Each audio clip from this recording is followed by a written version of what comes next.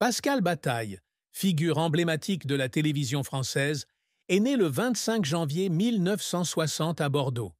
Il a vécu une vie faite de hauts et de bas, de succès éclatants et de profonde tristesse.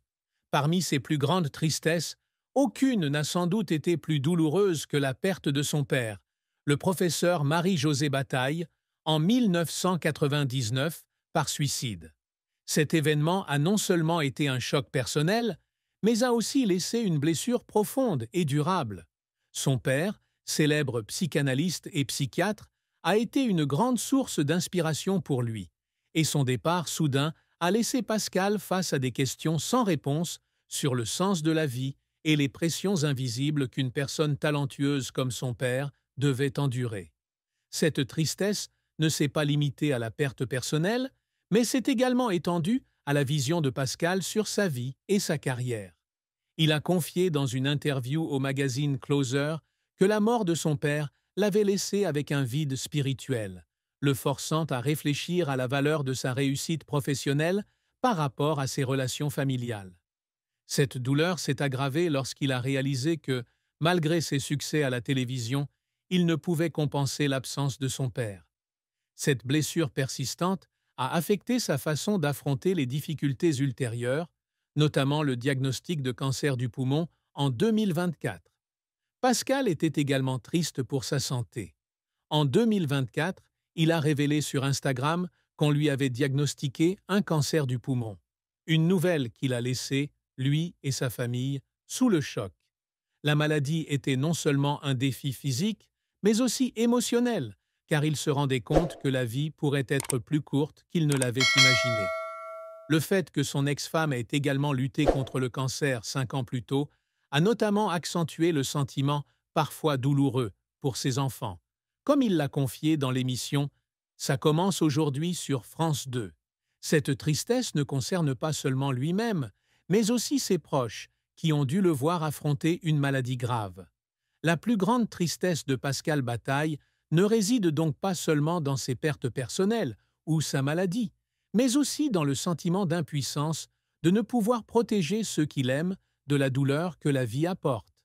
C'est la combinaison de pertes irréparables, de questions sans réponse et de problèmes de santé qui ont fait de lui la personne qu'il est aujourd'hui. La carrière de Pascal Bataille est un long et inspirant parcours, jalonné de belles étapes, mais aussi de défis qui l'ont fait pleurer. Issu d'une famille d'intellectuels bordelais, Pascal se passionne très tôt pour les médias et le récit. Après avoir terminé ses études au lycée Saint-Joseph de Tivoli, il poursuit ses études en lettres préparatoires, Hippocagne et Cagne, au prestigieux lycée Henri IV à Paris. Malgré 2 admissions à l'École normale supérieure, ENS, et un échec à l'entretien en raison de sa timidité, Pascal persévère dans ses études. Il obtient une maîtrise de lettres et de philosophie, puis un DESS en informatique à l'Institut français de presse. Ces années d'études lui ont non seulement permis d'acquérir des connaissances, mais ont également affiné sa pensée acérée, qu'il a ensuite appliquée à sa carrière à la télévision. La carrière de Pascal décolle véritablement lorsqu'il rencontre Laurent Fontaine en 1983, lors d'une cérémonie de remise de prix pour jeunes journalistes. Cette rencontre bouleverse sa vie et donne naissance à une longue et fructueuse collaboration. En 1988, ils publient ensemble Le Guide de la combine, un ouvrage qui explore les stratégies créatives des Français pour économiser, notamment sur les impôts. Le livre devient un véritable phénomène, se vendant à 80 000 exemplaires, et leur ouvre les portes du monde de la télévision. Pierre Lescure, figure influente de Canal Jimmy, est séduit par le livre et invite Pascal et Laurent à animer Le meilleur du pire de 1991 à 1997. Ce sera le premier tournant dans la carrière télévisuelle de Pascal, qui s'imposera comme un présentateur au style authentique et accessible.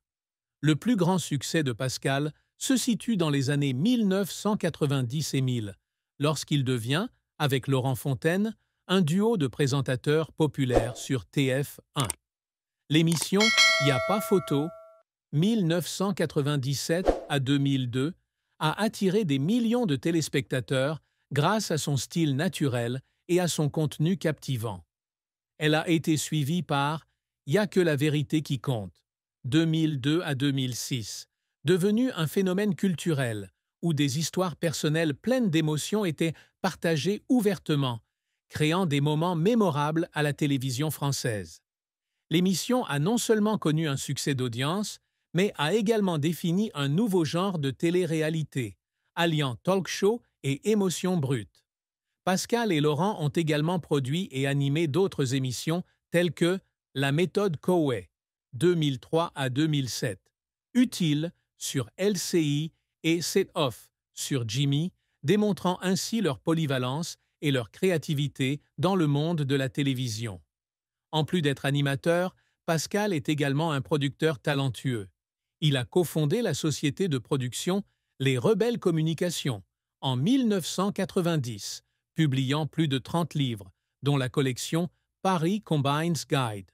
En 2001, il fonde avec Laurent Loribel une société de production télévisuelle, puis Unimédia, groupe propriétaire de Loribel et de Galaxy Sept, qui produit des films d'animation et des séries télévisées comme Le Monde de Paé et Service Sacré pour TF1 et France 3. En 2009, Pascal fonde Côté Prod, s'affirmant ainsi comme un producteur visionnaire. Ses succès lui apportent non seulement la célébrité, mais lui permettent également de bâtir un formidable empire médiatique. Pourtant, la carrière de Pascal ne fut pas toujours de tout repos. Y a que la vérité qui compte, malgré son succès, fut également accueilli avec controverse et critiques. Certains critiques, comme Guy Carlier, estimaient que l'émission exploitait trop les émotions de ses participants, créant parfois des situations controversées en matière d'éthique télévisuelle. Ces critiques ont soumis Pascal et Laurent à une forte pression du public et des médias. Pascal a un jour confié qu'il lui arrivait d'avoir des insomnies, se demandant s'il faisait bien de révéler des histoires personnelles sensibles à la télévision. Un autre revers dans la carrière de Pascal fut la rupture temporaire de sa collaboration avec Laurent Fontaine.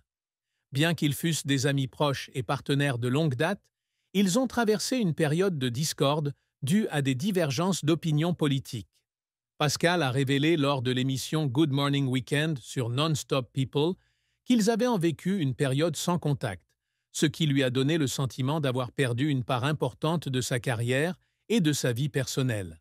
Cette séparation a été non seulement un revers professionnel, mais aussi une souffrance personnelle, car Laurent était non seulement son collègue, mais aussi son ami le plus proche. Il y a eu des moments dans sa carrière où Pascal a pleuré à cause de ses efforts acharnés. L'un d'eux a été lorsqu'il a décidé de se lancer dans l'hôtellerie en ouvrant Côté Sable au Cap Ferret et Côté Parc à Rémalard. Ce fut un changement audacieux de la télévision au secteur des services, qui lui a demandé d'apprendre et de s'adapter à un domaine totalement nouveau. Pascal a un jour confié qu'au début de sa carrière, il travaillait souvent jusqu'à l'épuisement, faisait face à des difficultés financières et à la pression de concilier travail et famille. Certains soirs, lorsque l'hôtel était vide ou en difficulté, il pleurait seul, se demandant s'il prenait trop de risques. Un autre moment qui a fait pleurer Pascal a été lorsqu'il a rendu public son cancer du poumon en 2024. Dans l'émission « Ça commence aujourd'hui », il a confié que faire face à la maladie et la rendre publique avait été une décision difficile. Il a pleuré en lisant les messages de soutien de ses fils, notamment de son plus jeune fils, qui ont écrit des mots pleins d'amour et de fierté pour son père. Ces larmes provenaient non seulement de la douleur de la maladie, mais aussi de la fierté et de l'amour pour sa famille, toujours à ses côtés dans les moments les plus difficiles. Bien que Pascal Bataille soit toujours en vie et continue de lutter contre le cancer du poumon en 2025, la triste fin de sa vie peut être perçue à travers le prisme des pertes et des épreuves qu'il a traversées. L'un des moments les plus tristes a été lorsqu'il a dû faire face à la grave détérioration de sa santé. Le diagnostic de cancer du poumon en 2024, quelques mois avant son 65e anniversaire, a marqué un chapitre douloureux de sa vie. Dans une publication Instagram du 6 décembre 2024, Pascal a partagé qu'on lui avait diagnostiqué la maladie 2 à 3 mois plus tôt, et que son combat contre elle avait été l'un des plus difficiles qu'il ait jamais mené. Cette triste fin n'était pas seulement liée à sa santé, mais aussi au sentiment d'impuissance qu'il éprouvait lorsqu'il réalisait qu'il ne pouvait plus contrôler tous les aspects de sa vie, malgré tous ses efforts.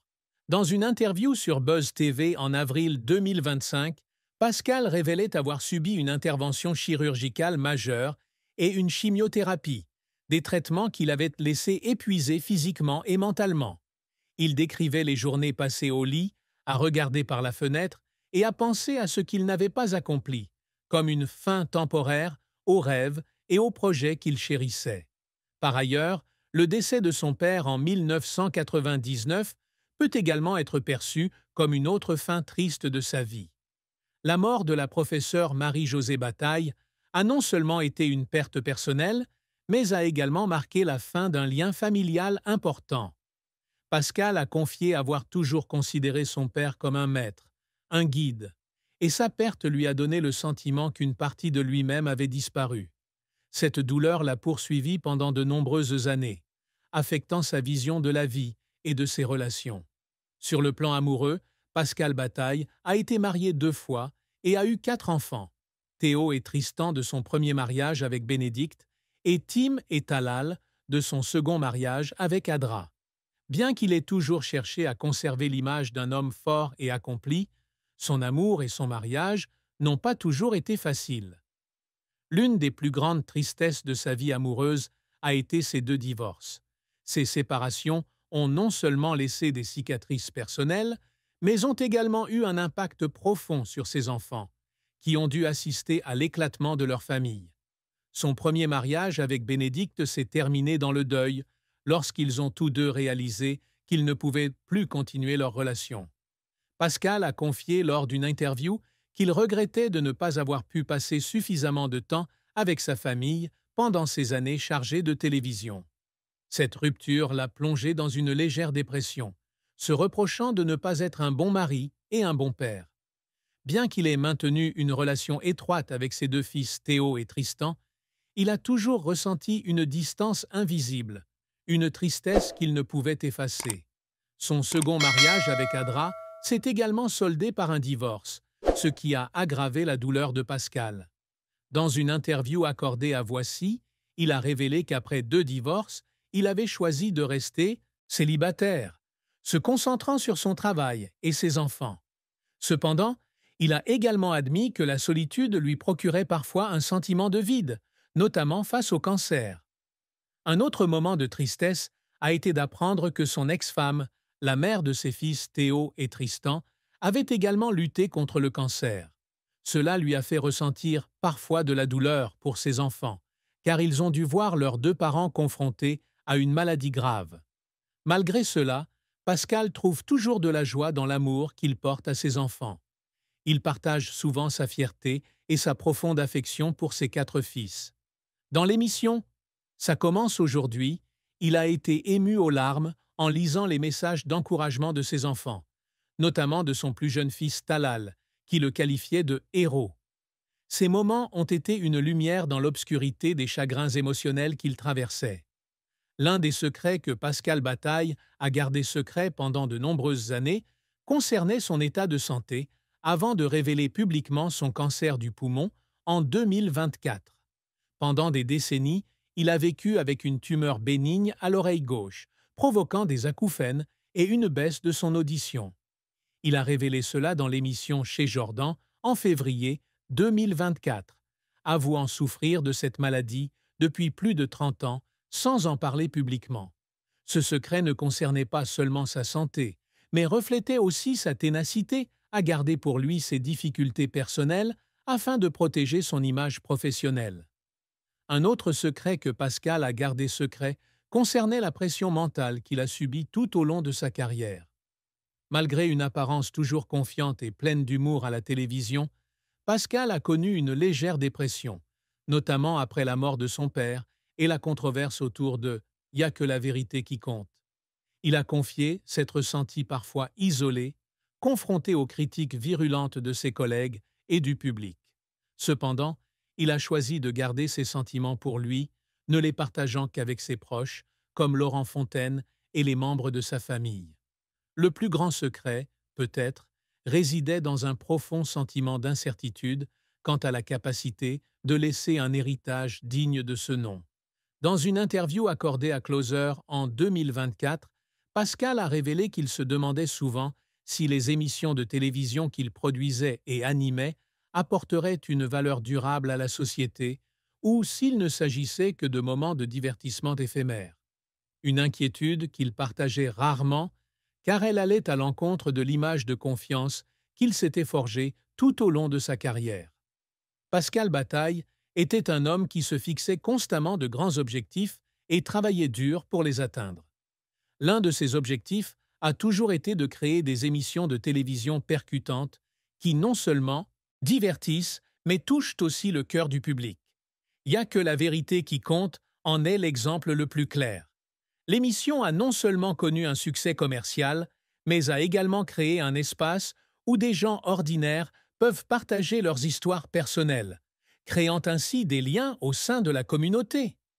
Pascal a dit un jour qu'il voulait que l'émission soit un pont entre les gens, et il a passé des années à perfectionner cette idée. Pascal a toujours aspiré à devenir un producteur polyvalent.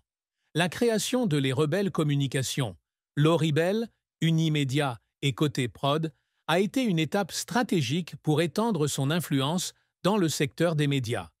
Il ne s'est pas limité à la production d'émissions de télévision, mais s'est également lancé dans l'animation et les séries télévisées, avec des projets tels que Le Monde de Paé et Service Sacré. Ces réalisations lui permettent non seulement de générer des profits, mais confirment également son talent pour la gestion et la création de contenu. Un autre objectif que Pascal a toujours poursuivi est de concilier vie professionnelle et vie de famille. Malgré 2 divorces, il a toujours veillé à maintenir une relation étroite avec ses enfants. Il s'implique souvent dans leurs activités, qu'il s'agisse de les accompagner à l'école ou d'organiser des vacances en famille au Cap Ferret, où il possède l'hôtel Côté Sable. Cette réussite, bien que peu médiatisée, est ce dont Pascal est le plus fier, car elle témoigne de son amour et de sa responsabilité envers sa famille. Enfin, Pascal a également l'ambition de laisser un héritage culturel à travers des projets hors du cadre télévisuel. La publication du Petit traité du silence à l'usage des gens bruyants en 2024 est une tentative de partager de profondes réflexions sur la vie et le silence dans un monde bruyant. Ce livre, bien que n'étant pas un best-seller comme le Guide de la combine, constitue un accomplissement personnel important, témoignant de sa volonté d'inspirer la prochaine génération.